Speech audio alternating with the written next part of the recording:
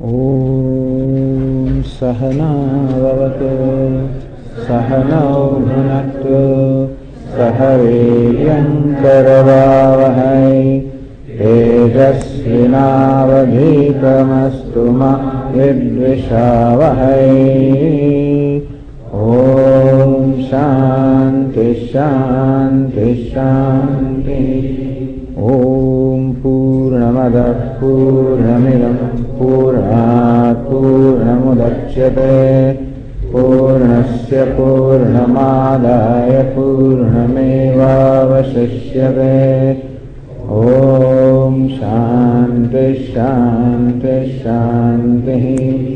Shruti Smriti Puranam Alayam Karunalayam Namami Bhagavad Pada Shankaram Lokashankaram Shankaram Shankaracharyam Keshavam Badarayanam Sutra Bhashya Krutau Vande Bhagavantau Punah Punaha Ishvaro Gururatmeti Murti Bheda Vibhagine Vyomavad-vyapta Dehaya Dakshinamurtaye Namaha. Gukarastvandhakarascha Rukarastanivartakaha Andhakaranirodhitvad Gururityaभिधीयते. Sadashivasamarambham Shankaracharya-madhyamam Asmadacharya-paryantam Vande Guru-paramparam.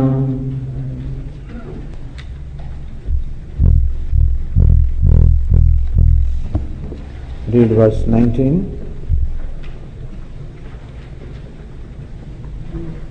Prakritim purusham chaiva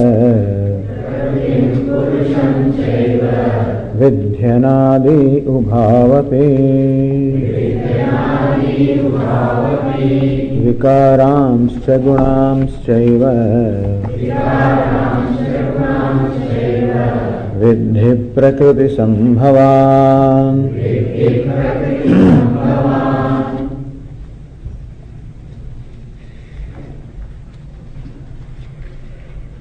Lord Krishna now explains how the samsara comes about, how the bondage, and then the succession of birth and death. So how does it come about? This is what Lord Krishna now proceeds to explain. Prakritim purusham cheva vidhi anadi ubhavapi. Ubhavapi, both of these, prakritim purusham cha, the matter as well as spirit of Prakriti and Purusha. Purusha is the person and Prakriti is the personality. As we said, within ourselves, so what we call I, in fact, is a complex entity consisting of these two. In I, there is of course that I am a conscious being, no doubt, and so consciousness is there. At the same time, I also know that I am an individual being. So individuality also is there.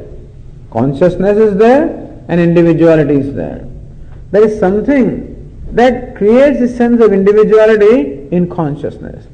As you've been hearing in the earlier classes, how Pujya Swami explains, consciousness is limitless.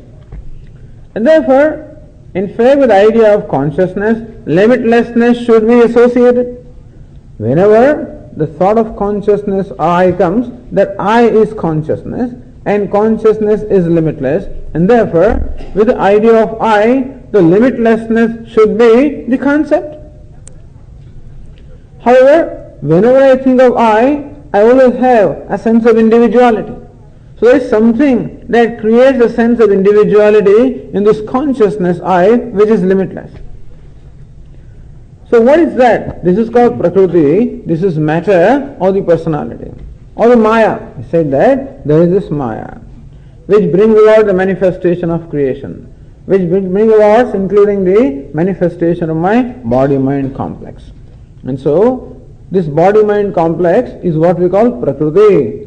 It is called the matter. You can call it the personality. So, Purusham, Prakritim Purusham Chaiva, with the anadi ubhavapi. Associated with Prakriti also is the consciousness, as I said. Prakriti of the matter reflects consciousness. And so we have the matter and the reflected consciousness, which is what we call the individual self.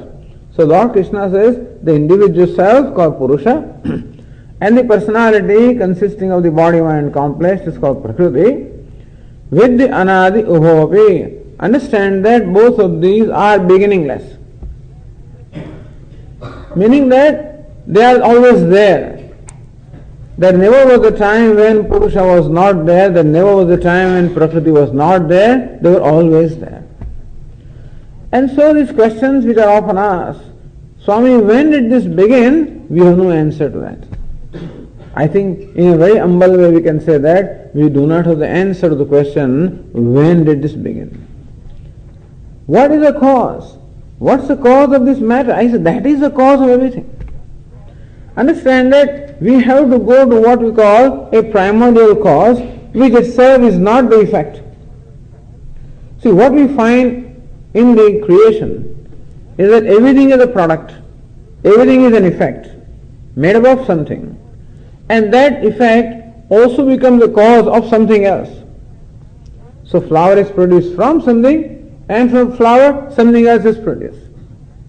Everything is an effect, at the same time a cause also. From one standpoint something is an effect, like this pot is an effect from the standpoint of clay. But then from the standpoint of, suppose this breaks, which is not going to be very far anyway because there are cracks in here, but then there will be small pieces, So then this pot becomes the cause, those pieces become the effect. If they are further pounded and it turns into what we call powder, then these pieces become the cause, the powder becomes the effect.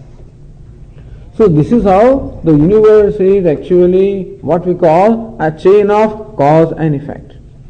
Everything is an effect from one standpoint and also a cause from another standpoint. This man is the son of his father and therefore he is the effect from one standpoint, but he is father of his son, in that sense he is a cause also. So this is the cause and effect. Hetu phalatmakam jagat. This is how Shankaracharya would say, Hetu phalatmakam jagat. What is this creation? It is nothing but a chain of cause and effect. And thus this cause and effect are related. So that means that every effect is a cause, which also is an effect, which is a cause, which is an effect, which is a cause. As Swami says, what is this shirt? Is nothing but fabric.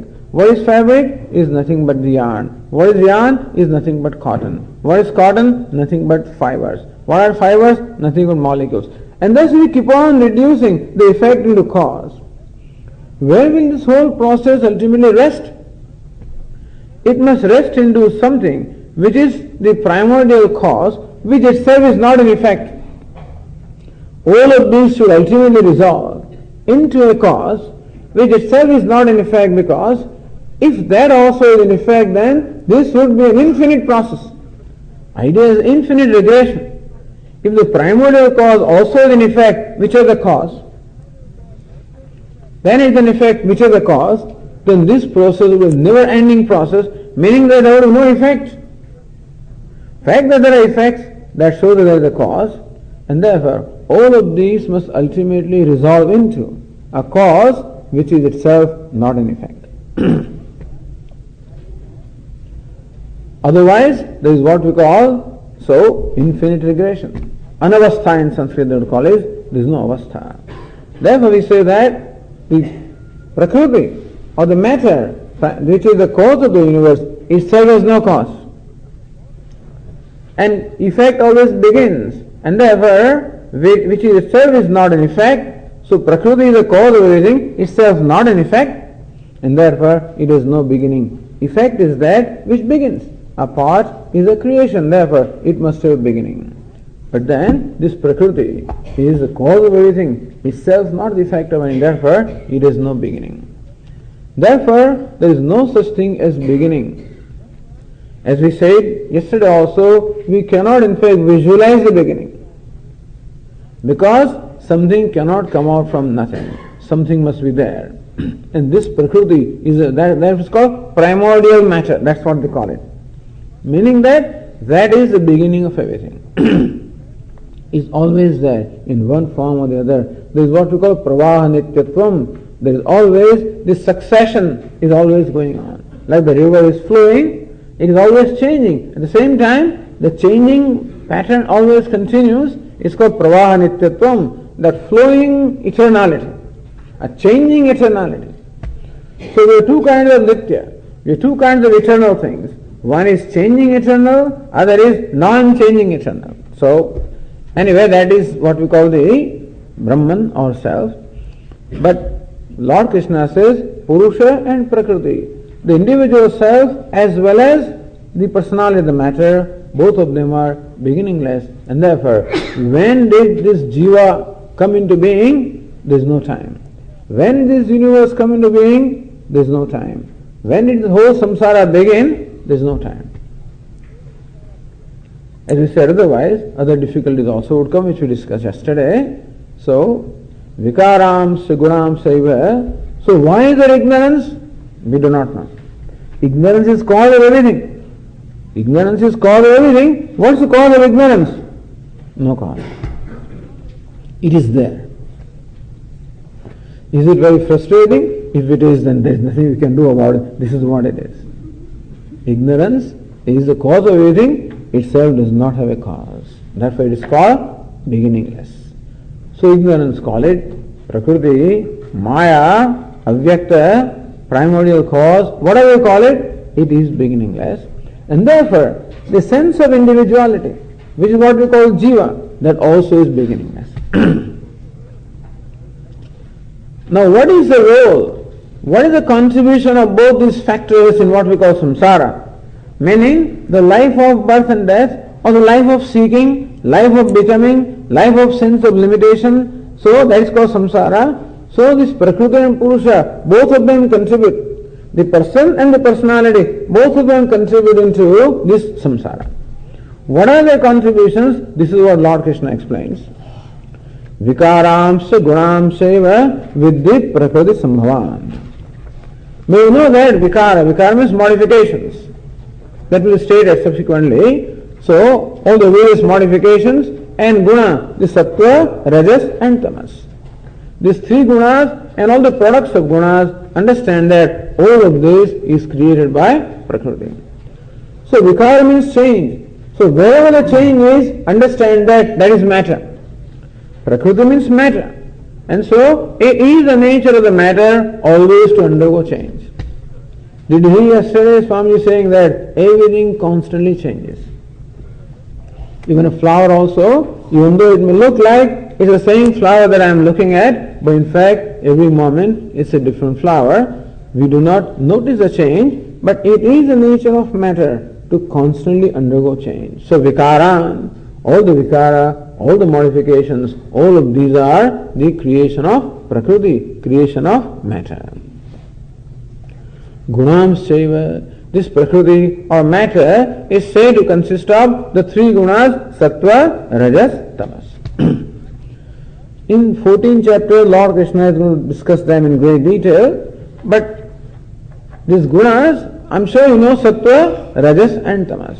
You can say that the whole universe is made up of Sattva, Rajas and Tamas. This is one way of explaining the universe, explaining the creation. So, in the world, we find these three things.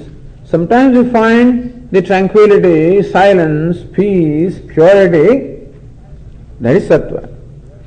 Sometimes we find agitations, activity, aggressiveness, greed, this is Rajas. Sometimes we find dullness, darkness, inactivity, laziness, this is Tamas. Sattva, Rajas and Tamas. In our own self also, these three gunas are there. So, the nature of Sattva is purity, light, and therefore knowledge. Therefore, in our own self, all our faculty of knowledge, the organs of perception, the mind, the intellect, these are all faculties of knowledge. All of these are creations of Sattva. Then we have the faculties of action, the hands, legs, speech, etc.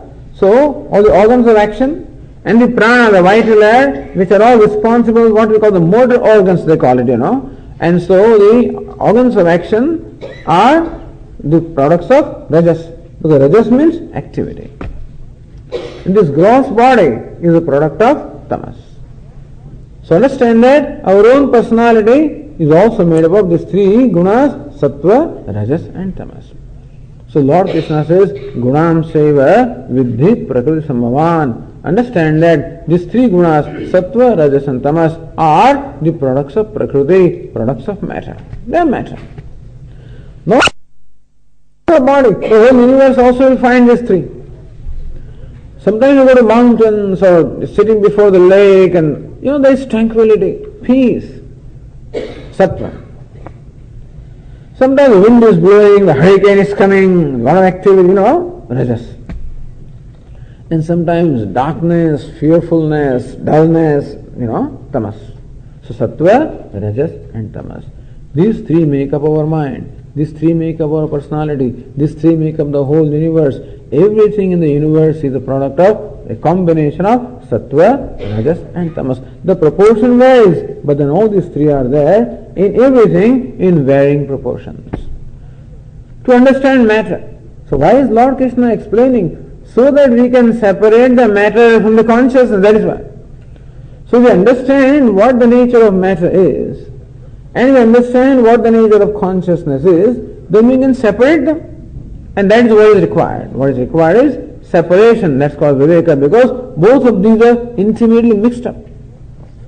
The example that we usually give is example of a red hot iron ball. An iron ball which is round in shape, which is black in color and cold to touch. This iron ball is placed in a furnace and slowly it becomes warm and warmer and warmer and it becomes hot, becomes red hot. So what was formerly black has become red, what was cold to touch has become hot. That is what has happened to iron ball. So we have a new product called fireball. So this fireball, but the fireball has two principles or two entities, iron as well as fire. Because iron and fire are so intimately mixed up with each other, united with each other, that you cannot separate them. And if someone does not know the iron and fire, then he would think that this is one entity. Fireball is one entity. In fact, it's a union of two entities, iron and fire. And also, this intimate association is so intimate that each one seems to inherit or each one seems to adopt the quality of the other. That is what we call mutual superimposition. What is meant is that the iron takes upon itself the properties of fire. As I said, the iron was black in color formerly, but because of association with fire, it has become red. The iron was cold to touch before, in association with fire, it has become hot. So in the fireball, the red color and the heat belong to fire. And the fire itself does not have any form. But because of association with iron, the fire also has to become round, And so, the roundness belongs to iron, the redness and the heat belong to fire. So if you know fire as fire and iron is iron, then when you see the fireball, then in your mind, you know what is what. You know that, hey, the round form belongs to fire, iron. And the red color and the heat belong to fire. In our mind, we will separate the two and know the iron is iron and fire is fire. That separation takes place in our buddhi, in our buddhi intellect. That is why viveka, this ability to separate is the property of is the attribute of intellect. Something like is happening to us also. Here also, in what we call I, these two principles are involved, the Purusha and Prakriti. Like iron ball is Prakriti, and like fire is Purusha. So what is Prakriti? This body, mind, intellect, this complex is Prakriti, is matter. It's just said, this body, mind, intellect complex is a product of three guna, sattva, rajas and tamas. So it is matter. And matter is actually called is lifeless. Matter is lifeless by nature. Like table, chair, etc. is all lifeless by nature. However, here also there is Purusha, the consciousness. And that is a union of the two, as though. And therefore, the matter which is lifeless, however, becomes enlivened. So life that we see here, the sentiency that we see here in our body, in our mind, our intellect, is because of what? Is because of the presence of consciousness.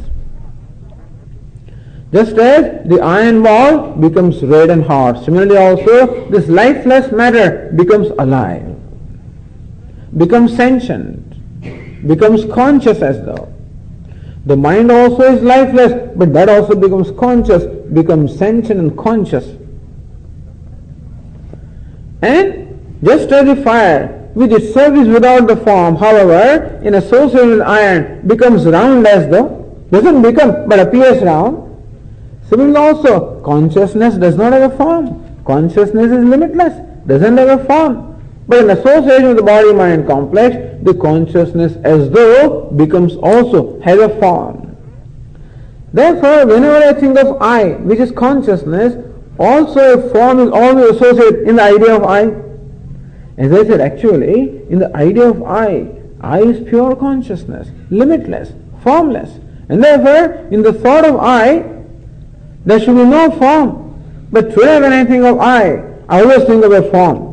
Of a man, woman, tall, short, fair, dark, fat, lean, or happy, unhappy, active, inactive. All these ideas are also associated, included in I, which do not belong to I, understand? If the fire does not know itself as fire, then the fire may think that, hey, I am round in color. Imagine fire. In that iron fireball, the fire thinking, I am round in color, shape. And poor fire, which is formless, thinks that it is confined to a shape. And similarly also the consciousness of I, which is limitless, but experiences or suffers from a sense of confinement. I suffer from a sense of confinement that I am only limited to this body-mind complex, and that is my pervasiveness, that is my limitation. And thus I suffer from a sense of limitation. This is called samsara. This is the origin of samsara. The sense of limitation, the sense of confinement, the sense of there was separation from you, that you are one entity, I am another entity, and therefore you limit me and I limit you. Each one limits the other, going up and down. See, really you limit me and I limit you as long as there is separation. Because when I look at you, whenever I see some uniqueness that you possess, which I do not possess, immediately there is in me a sense of smallness, that hey, look, he's taller than me, or he's brighter than me, or he's a PhD and I am just an undergraduate, or his salary is $100,000, mine is only $39,000. So he has something which I do not have. So whenever there is duality there, automatically there is a sense of limitation. You limit me, and of course when I stand in front of you, I limit you also. Hey, he is wearing orange clothes, I am not.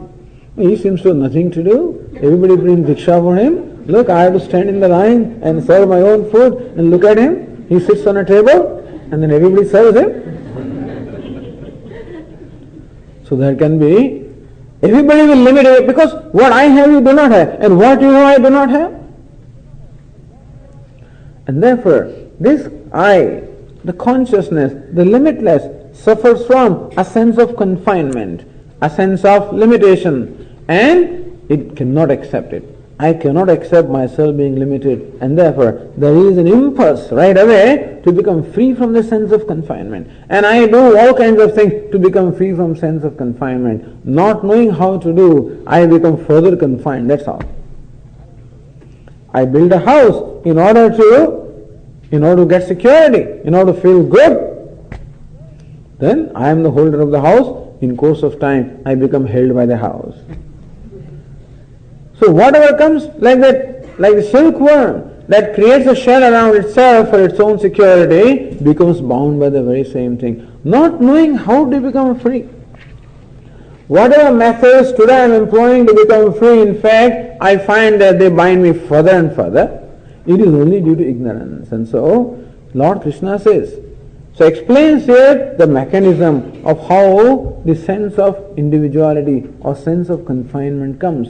It is not that the fire has become round. Fire only appears round. It is not that iron has become red. It only appears red. Not that the eye has become confined. It appears confined. This is the saving grace. Not that 10th man is lost. He thinks he is lost. Even though he is suffering because 10th man is lost, how to find it? He is struggling. That's called samsara. Where are you running? Oh, I thought I saw the 10th man there. I am running, searching for him. He plunges in water, climbs up the trees, goes up the hills and goes behind. All kinds of things he is doing.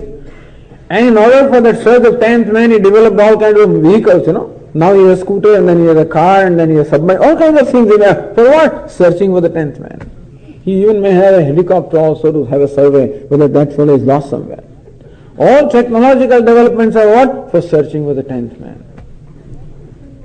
Every development. That is called samsara. What's the cause? Just not knowing that the 10th man that I am searching for is myself. Swami, why is it so? I don't know. But it is somehow there. I do not know that the limitless that I want to be is myself. Why should God do this? I don't know. Looks unfair, maybe. But if ignorance was not there, we would not be here. Because there is no reason to be. The manifestation is there because of ignorance alone. And if there is no ignorance, there is no need for manifestation at all. So on one hand, we can thank God for having created this beautiful world. Why is the world created? Just to enjoy. Why am I there? Also to be happy? But we must learn how to be happy. It seems to be very difficult. To be happy does not seem to be easy at all. To enjoy things is not easy at all. And that's all that Bhagavad Gītā teaches, how to enjoy life and how to be happy. That's why it was said, Tena tyaktena bhunjitaha. We enjoy everything tyaktena. Anyway, so vikaram sugunam seva vidhi prakriti sambhavan. Understand, Arjuna, that all vikara meaning modifications and guna, all these guna, sattva, rajas, tamas, all of these are products of prakriti. They are all matter. So wherever modification or change is there, matter. Wherever sattva, rajas, tamas is there, matter. Okay, going to verse 20. The contribution of the two, Prakriti and Purusha, both of them contribute. Prakriti alone cannot do anything unless Purusha also cooperates. And so, that is seen in the verse 20. Karya karana kartrutve hetu prakriti ruchyate Purusha sukha dukkhanam bhoktrutve hetu ruchyate. Karya karana kartrutve, in creation of karya and karana. These are technical words. Karya means physical body. Karana means what we call the subtle body. Physical body is called karya, and subtle body, mind and sense organs, they are called karana. Karana means instrument. So instruments of knowledge and instruments of action. Instruments of knowledge are 5 organs of perception. Instruments of action are 5 organs of action. And knowledge and action can take place only when we have the inner instrument called the mind. So external instrument and inner instrument called karana. Karya, karana kartrutve. In creating karya and karana, this gross body and the subtle body, meaning the body and the mind. In creation of that, prakriti hetuhu chate, the prakriti is said to be the cause of creating the body and sense organs and mind and this personality. That is fine. Up to so far is all right. But as I said, samsara can be there only when we also contribute. I can become unhappy or sad only when I cooperate. So prakriti, there are all these things. All temptations are created. Let us see. It is up to me to fall for the trap. So next line says, Purusha sukha dukkhanam bhoktrutve hetuhu uchyate. This Purusha, what was earlier called kshetrajna. So call it kshetrajna, jivaha, different words. Jivatma, individual self, Kshetrajna, Purusha, all of these amount to the same thing. Sukha dukkhanam bhoktrutve hetuhu uchyate. This Purusha, the individual self, the conscious being, is hetu, is a cause for bhoktrutve, for being a bhokta, for being the experiencer. In short, Prakriti or matter creates the objects of experience, and this person, the conscious being, becomes experiencer.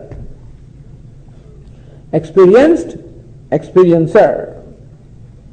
The objects of knowledge and the knower. The seen and the seer. Experienced, experiencer. So thus now we have a pair of object and subject. So object is Prakriti, subject is Purusha. Purusha bhoktrutve. What happens is Purusha becomes bhokta, he becomes experiencer.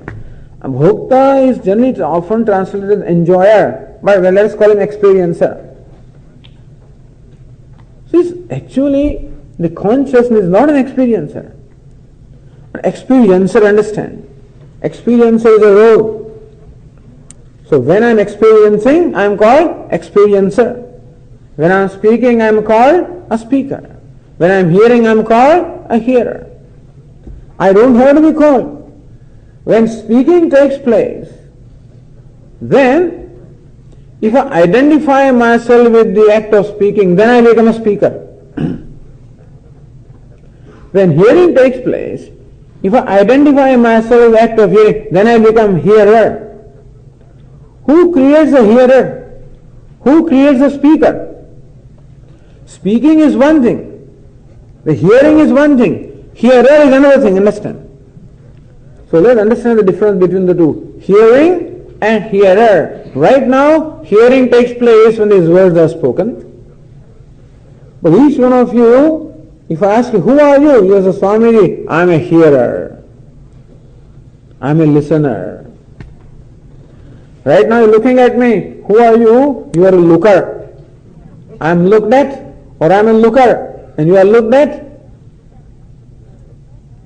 So Lord Krishna says that this is what this Purusha, the individual self, does to himself, that he becomes experiencer, he becomes doer, he becomes enjoyer, he becomes speaker, he becomes hearer. How does he become? The next verse explains that.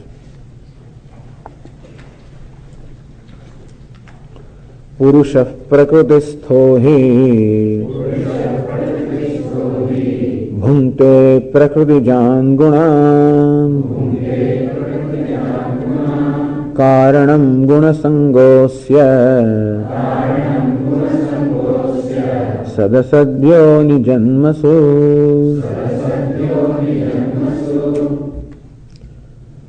Purusha prakrutistha.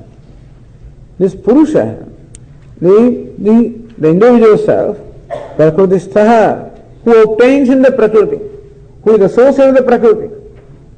So person associated with the personality. Bhunte prakritijan gunan, all the various gunas, the modifications created by the Prakriti, bhunte, he experiences them, enjoys them, calls himself the enjoyer. So this person assumes the title of being an enjoyer, assumes the title of being a doer, experiencer, enjoyer. In fact, the consciousness is not enjoyer or experiencer. All enjoyment takes place in consciousness. All experiences take place in consciousness. All hearing takes place in consciousness. Speaking takes place in consciousness. The consciousness or I, in reality, I am not a speaker, not a hearer, not a doer, not an enjoyer, not an experiencer. I just am. So self-revealing consciousness I am. But for some reason, because of association with this Prakriti, with this personality, there is automatically an identification to personality. Meaning that I call this personality as I. This is called identification. Even though I am not the personality, even though I am not the mind, I call the mind as I. Even though I am not the thoughts, I call the thoughts as I. And therefore, if a happy thought happens in the mind, what do I say? I am happy. If an unhappy thought occurs in the mind, I say, I am unhappy. I always tell the story of Swamiji's story, that this man comes to Swamiji and says to Swamiji, Swamiji, I am upset, I am agitated. I am agitated. Swamiji says, you are not agitated, you are silence. No, Swamiji, I am agitated. You are all silence. I told you I am agitated. So more agitated he becomes, more quiet Swamiji becomes, says, you are all silent. When this was said a few times, this man got so agitated, he got so upset. So Swami, from Swamiji came to Swami. Swami, once more you say that, there will be 2 persons agitated.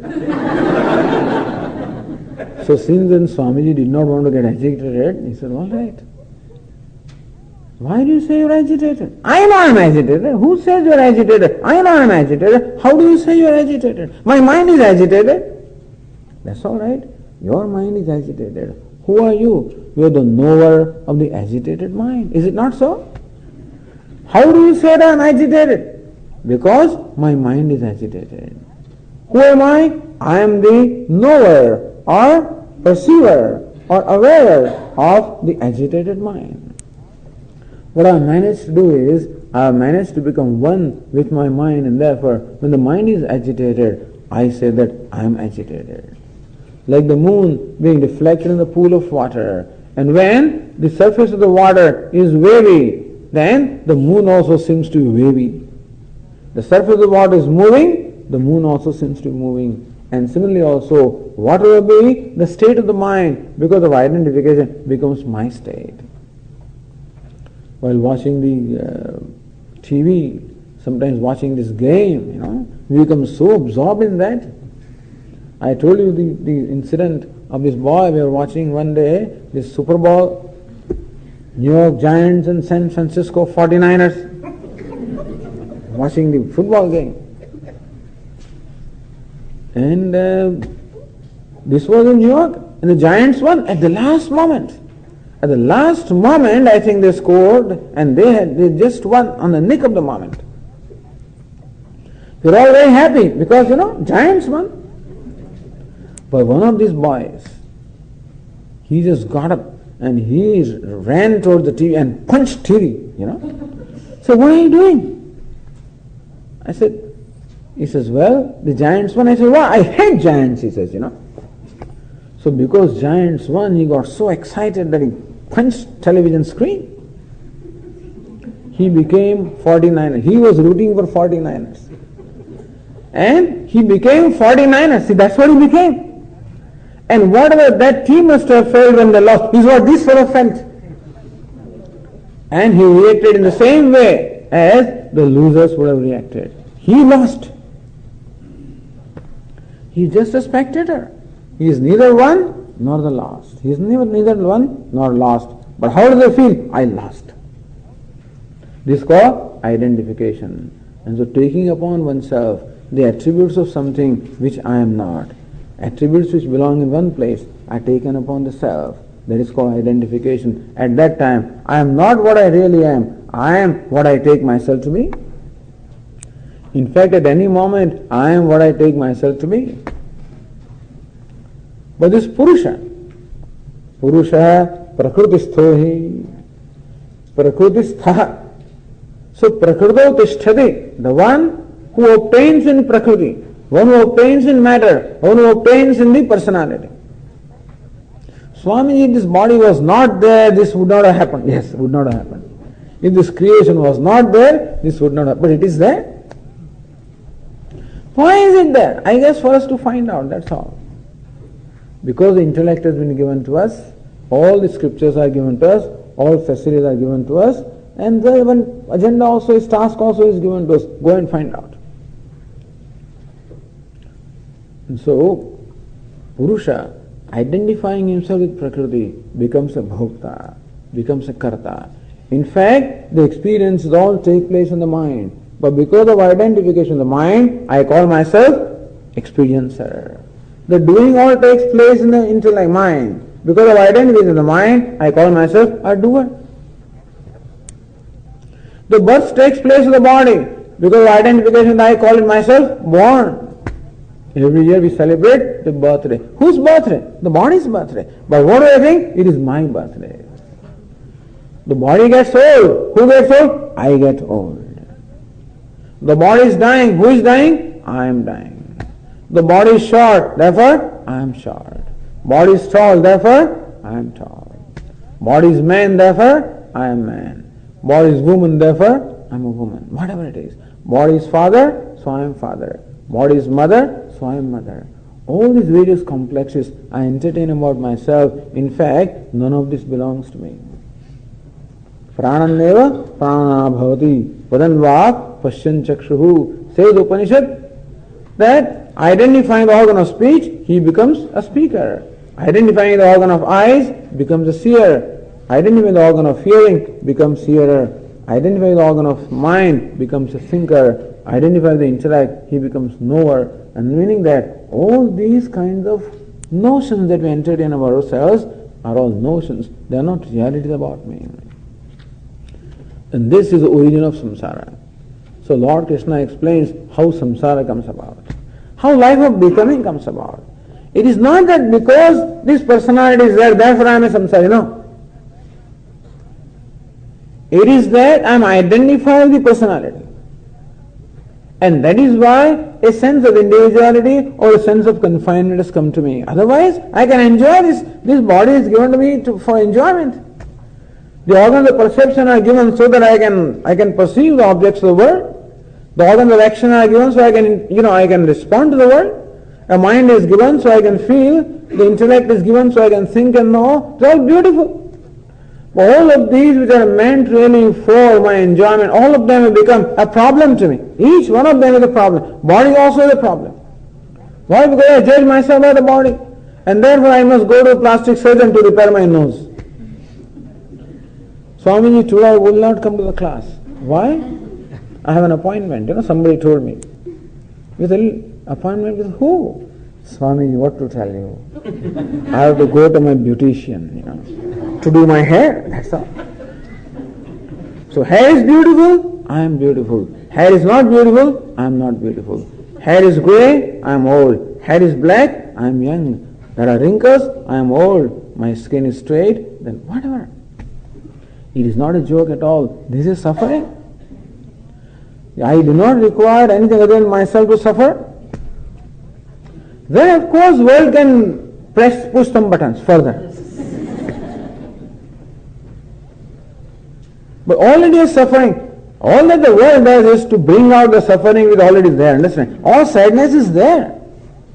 All that the world does is push some buttons. So sadness comes out, anger comes out, suffering comes out. Why is it there? Because I take myself to be an individual being suffering from a sense of smallness and confinement and struggling all the time to become free from the sense of smallness. And not knowing how to do that, I create for myself a further confinement and further smallness. Very pitiable situation. But this is what it is. Karanam gunasangosya sadasadyoni janmasu. And this becomes the cause. Sadasadyoni janmasu, for being born in sadyoni and asadyoni and sadasadyoni. Yoni means embodiment. Sadyoni means a good embodiment. Asadyoni means a lower embodiment. Sadasad means a human embodiment. So human being is sort of looked upon as being in the middle. And all the Kindara, Gandharva, Devata are all the superior embodiments. Animals and insects, etc. are the inferior embodiments. The higher embodiments are to experience the result of punya, the virtue. The lower embodiments are to experience the result of papa, the vicious action. Here the human birth is experiencing of the punya and papa, pleasure and pain. All this happens, and this goes on happening. Because of what? Guna sanghasya, identification of the guna. Taking guna to be myself, taking the personality to be myself, That is the reason why I am born from one embodiment to the other. Why should that? Because it causes desire. As I said, the moment I feel a sense of limitation, immediately there is a desire to become free from that. And that desire prompts me to perform action. That action brings about a result. To experience the result, I must be present.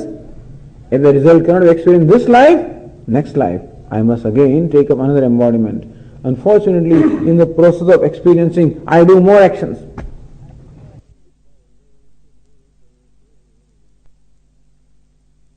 What happens is that because of my karma, the food comes to me, then I perform an action also of eating the food. That's all I do, reacting to it. Oh, what sort of dal have you made today? What is this?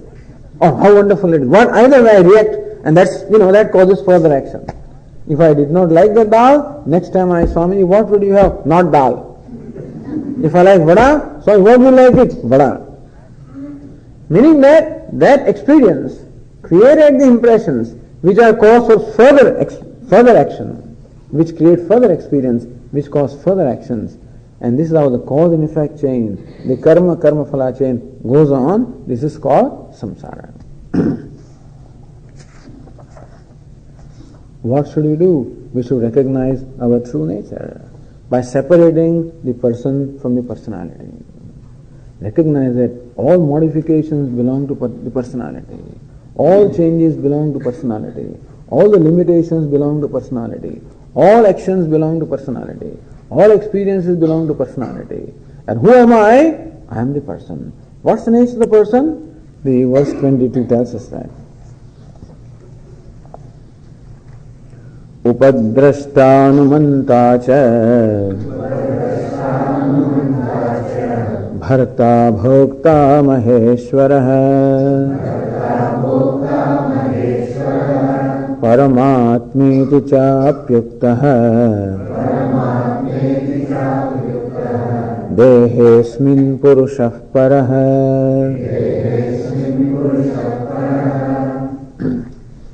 Who am I? What's the nature of I? What's the nature of Purusha? The conscious being. Upadrashta, Anumanta, Bharta, Bhokta, Maheshwara, Paramatma. So Asmin Dehi, in this body, Paraha Purusha, that limitless self. In this body, the limitless self, the limitless person, what is his nature? Upadrashta. Understand that the conscious being that obtains in this body is limitless. That the body in fact cannot place any limitations upon that, just as we can say that the space that obtains in this part is limitless space, is in fact all pervasive space. I shouldn't use the word limitless, but the space obtaining the part is all pervasive space. The part has no capacity or has no capability of confining the space at all. But the poor space is suffering. It calls itself part space. Suffering from a sense of confinement, thinking that I am limited to the part. Because of identification with the walls of the part, the space feels that I am part space. The samsara begins. Moment this space says I am part space, then samsara begins. Then another part comes, that is another part space, and then these two fellows are with each other or near each other. Then this fellow looks at him and says, look, I am bigger than you, and feels proud. This poor thing says, oh, I am small, and feels inferior. And then this is, but I am shapelier than you. And this is how it goes on. What? Who says this? The part space says that. All shape belongs to part, doesn't belong to space. Bigness and smallness belong to part, not to the space. But the bigness and smallness, the shape, the ugliness, whatever it is that belongs to part is superimposed. This is called superimposition. In Sanskrit they call it adhyasa or adhyaropa. Superimposition. What belongs in one place, imposing upon somebody else. Like sometimes you accuse somebody, Similarly, accusing myself all the time accusing myself. You are a doer, you are an enjoyer, you are happy, you are unhappy, you are no good, you are good. All of this is what? All the time accusing myself, superimposing upon myself. And therefore, all that is necessary for the part space to become free from a sense of confinement is to recognize that I am the all-pervasive space. That I am not become, the space has not become confined, it just feels a sense of confinement, understand? The sense of confinement or apartness that the space feels is merely a notion and not a reality. Even when the 10th man thinks that the 10th man is lost, it is a notion and not a reality. Even when I think right now myself to be a limited being, I am not limited. That's not a reality about myself. This is Vedantic teaching. Tattvamasi, that thou art. That limitless that you want to become, that's what you are. The free that you want to become, that's what you are. The Pura, the whole and complete being you want to become, that's what you are. The parts and spaces being told, hey, you want to become big, but that's what you already are. Hey, you want to pervade more, but that's what you are. You want to become free from sense of confinement, that's what you are. So to recognize, not to become, but to recognize that that is what I am. What am I? So Lord Krishna says, Upadrashta. Drashta means seer, a witness. Upa means proximate, a proximate witness. So who am I? So these words can be used for meditation upon the self, by the way. Upadrashta, who am I? The proximate seer. The seer in the proximity of everything. A lot of activities are going on. Here Shankaracharya gives a very nice example. See, when a homa is going on or yajna is going on, several priests are there, chanting and making offerings and so forth. You will find one priest not doing anything. If some of you were there when Pujya Swamiji's, Aisha Homa, etc. was being performed, our Ravi was making offering. There was another priest also, Venugopal, and other people. At that time, this person, Ganeshan, was not doing anything. Did anybody notice? He wasn't doing anything. Before that, a conversation took place between Venugopal and Ganeshan, where Venugopal told Ganeshan that we appoint you Brahma. Brahma means a priest that overlooks what is happening. He himself does not participate, but overlooks. Lot of activities going on, so many offerings are done. So in the midst of all the activities, the Brahma is the one who does not act, he is not active at all. Meaning, he does not participate. In the midst of all the motions, he is motionless. In the midst of all the changes, he is changeless. That example is similarly, self is there in the midst of all the activities. The body is changing, the sense organs, the mind, everything is constantly changing. A lot of activities are going on. The mind, thoughts are coming constantly and going. Eyes are seeing, ears are hearing, hands are doing something, legs are doing something. The blood is circulating, breathing is going on. What an amount of activity going on here. Seated in the midst of all of these, who am I? I am the one who is the proximate witness, non-participating witness.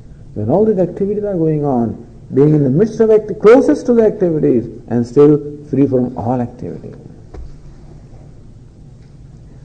Upadrashta, proximate seer. Another explanation is that our eyes are also drashta. Our eyes are also seers with reference to the objects outside. But the mind is a seer of the eyes, closer than the eyes. And the self is what? The closest seer, the most proximate seer.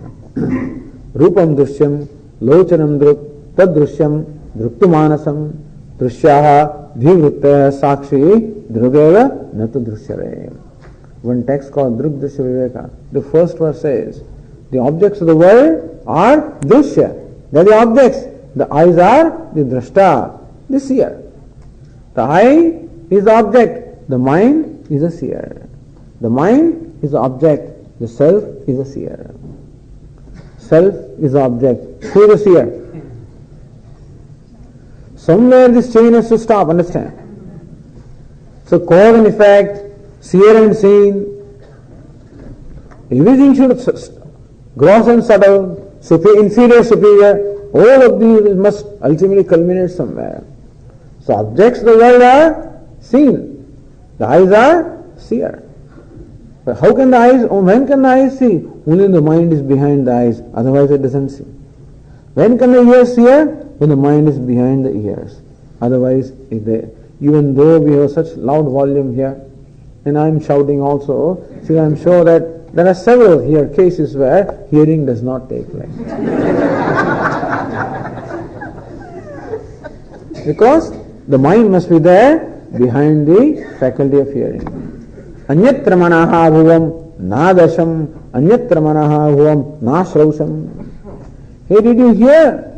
Did you hear the king's procession that was going on? You are sitting right here on the roadside. Did you hear what was going on there? All kind of noise.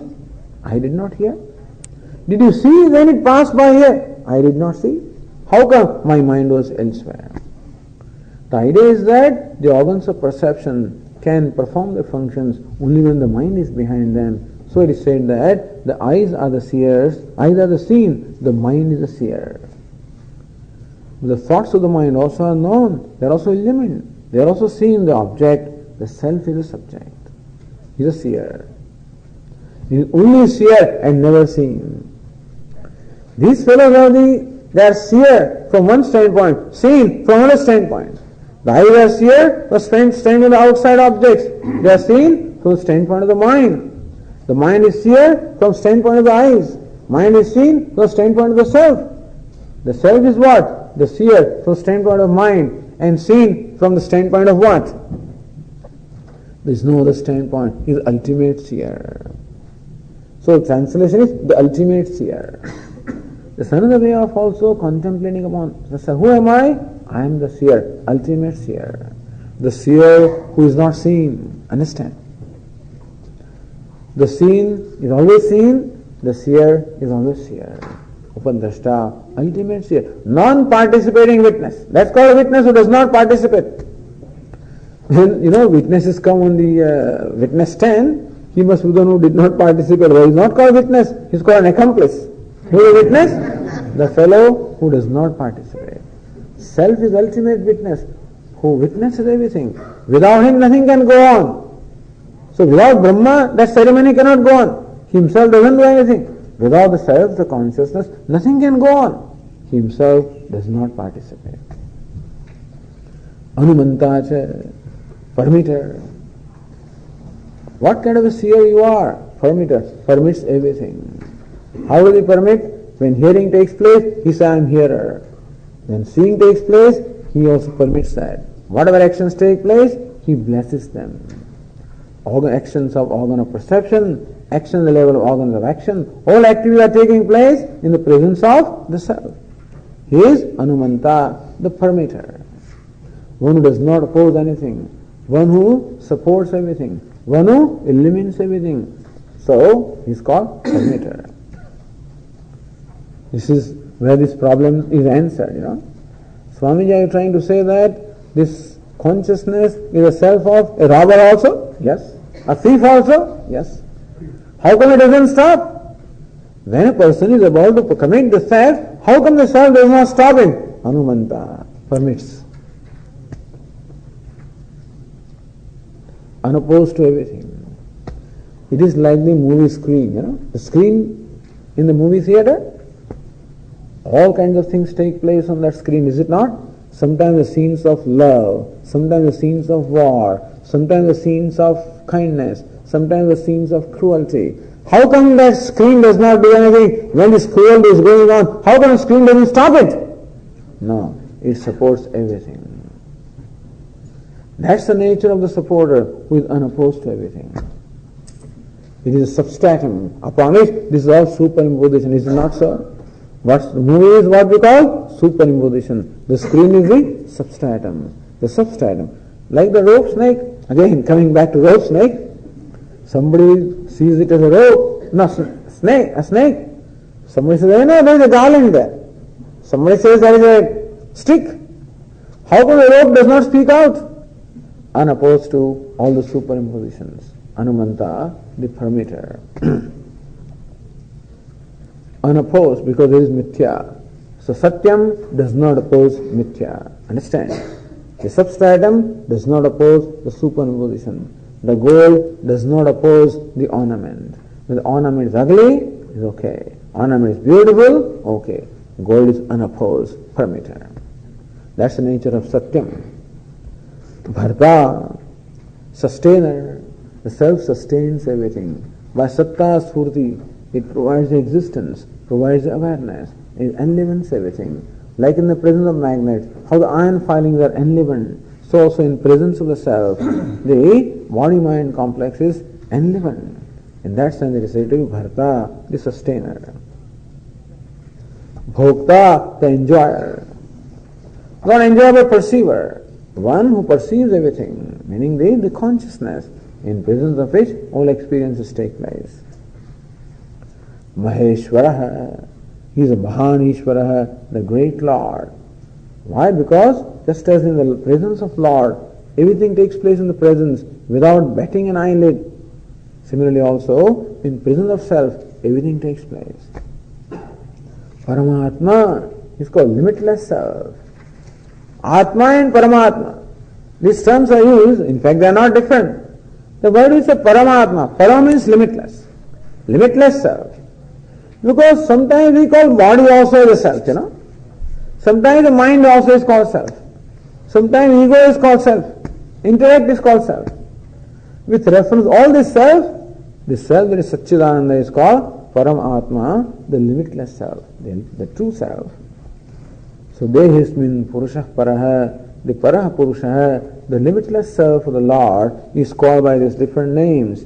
When associated with this Deha, the body or the personality, then the limitless self comes to be called by these names, Upadrashta, the proximate seer, Anumanta, the permitter, Bharta, the sustainer, Bhokta, the experiencer, or the illuminator.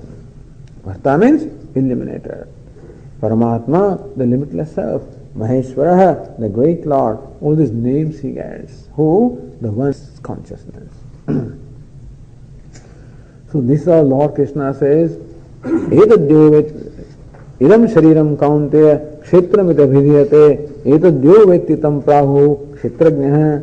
This personality is called Kshetra, personality is called the Kshetrajna. Who is the knower? This is verse 22. Upadashta, Anumanta, this is the true nature of the Kshetrajna, true nature of the self. And what's the reward of this knowledge? Says the verse 23.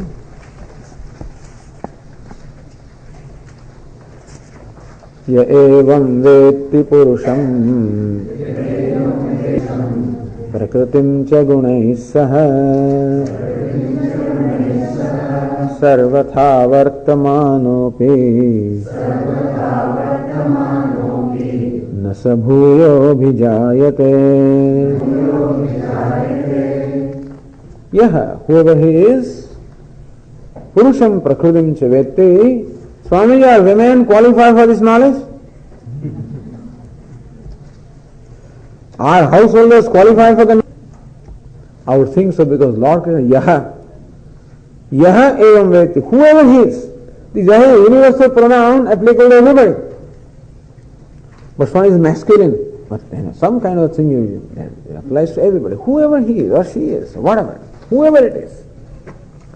Evam vetti, one knows in this manner. Everybody thus has the privilege to gain this knowledge.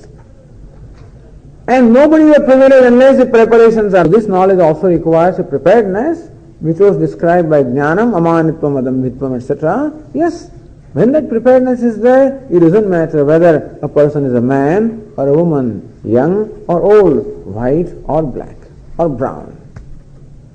That's the reason why Hindu is also the name given by some other people. There is no such, for your information, after 18th century then it appears also, but otherwise it never appears. The Hindu is a word that is coined, by Westerners.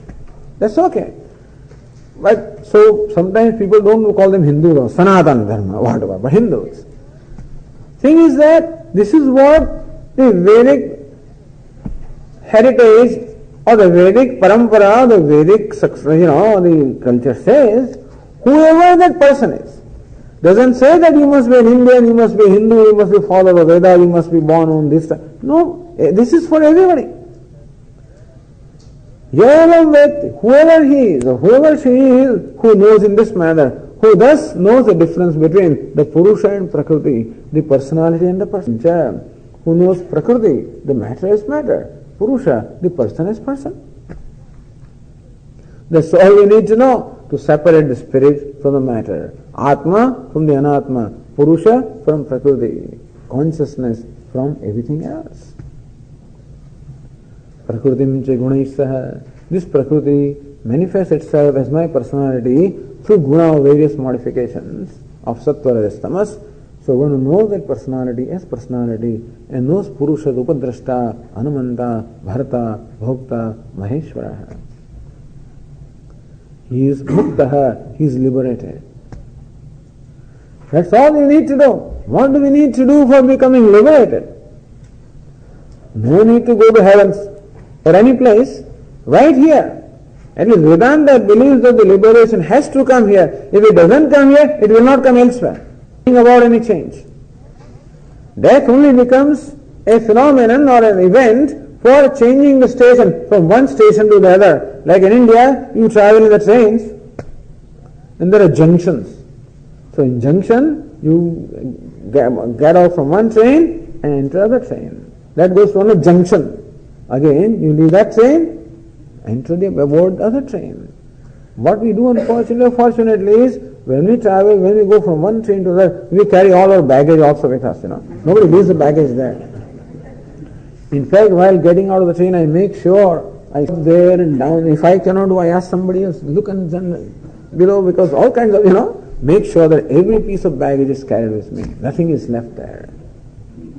In the Indian trains also, then we buy a few more baggage also, because there are many vendors who come.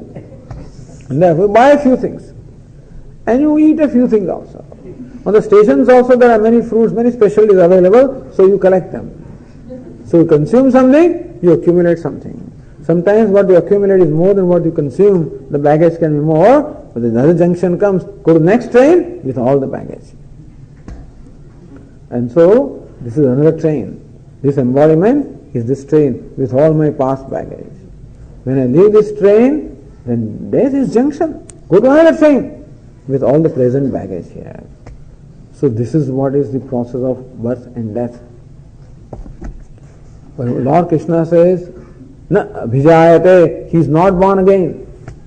This person who has gained this knowledge is not born again. He is liberated while here. This is very important. Jivan muktaha. Liberated while living. So Vedanta is only, even in India also, Vedanta is the only, Advaita Vedanta is the only script. There is what we call Jivan Mukti, liberation while living. As I said, just because you change the train doesn't mean that anything happens. You remain the same.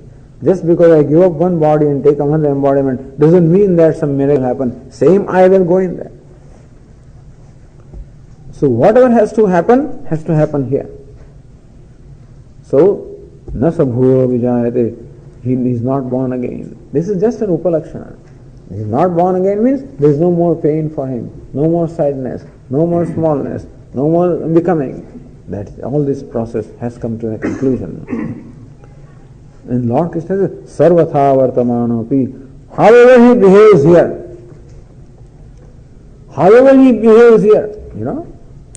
we have to elaborate this a little bit in the next class, I think. But anyway, there is no, as far as the wise person is concerned, there are no rules and regulations at all. He is free from the ideas of punya and papa also. He becomes free from everything. Because he is identified with that which is free from punya papa.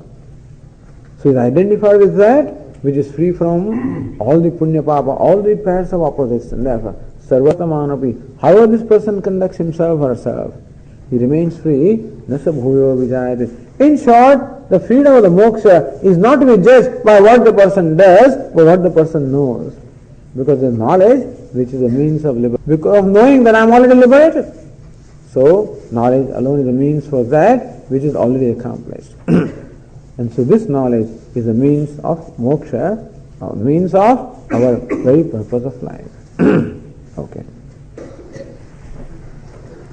Om Purnamada Purnamidam Purnat Purnamudachyate Purnasya Purnamadaya Purnameva Vasishyate. Om Shanti Shanti Shanti शङ्करं शङ्कराचार्यं केशवं बादरायणं सूत्रभाष्यकृतौ वन्दे भगवन्तौ पुनः पुनः। ईश्वरो गुरुरात्मेति मूर्तिभेदविभागिने व्योमवद्व्याप्तदेहाय दक्षिणामूर्तये नमः। ॐ शान्ति शान्ति शान्तिः। हरिः ॐ श्रीगुरुभ्यो नमः। हरिः ॐ।